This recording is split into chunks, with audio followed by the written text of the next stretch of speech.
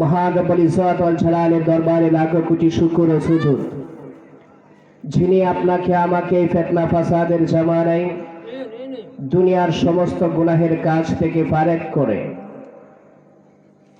আল্লাহর ভয় অন্তরে ধারণ করে, রাসূলুল্লাহর মহব্বত অন্তরে লালন করে আজকের এই জান্নাতি মজমায় অংশগ্রহণ করার তৌফিক দান করেছেন যে মহান বিধাতা, তার শাহিয়ান গরিয়ান বিশাল প্রবর প্রবুদ্ধের দরবারে শুকরিয়া আদায় করতে গিয়ে আমাদের শরীরের সমস্ত শক্তিকে উজাড় করে, সমস্ত কৃপণতাকে পরিহার করে, আকাশ বাতাসকে মুখরিত করে গগন চুম্বী আওয়াজ তুলে আল্লাহ তাআলার দরবারে শুকরিয়া আদায় করি আলহামদুলিল্লাহ।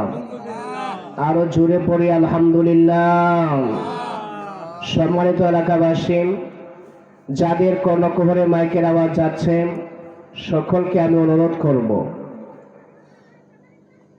আজকের এই মাহফিল আগামীকাল থাকবে না, গতকালকেও ছিল না।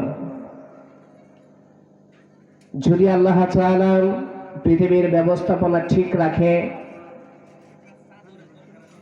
অথবা আগামী বছর আবার মাহফিল হবে।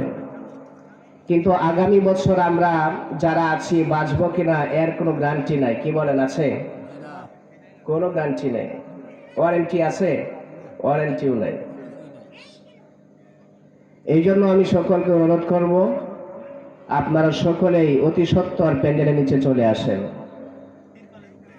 সম্মানিত উপস্থিতি, অল্প সময়ে আপনাদের সামনে কুরআন ও হাদিসের আলোকে সংক্ষিপ্ত কিছু কথা তুলে ধরার জন্য কুরআনুল কারীম থেকে একখানা আয়াতে কারিমা, রাসূলুল্লাহ সাল্লাল্লাহু আলাইহি ওয়াসাল্লামের হাদিসে মুবারাকা থেকে একখানা হাদিসে কারিমা আপনাদের সামনে পাঠ করেছি।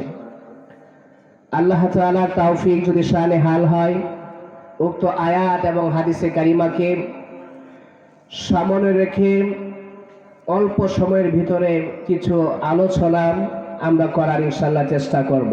ওয়া মা তাওফীকি ইল্লা বিল্লাহ। সম্মানিত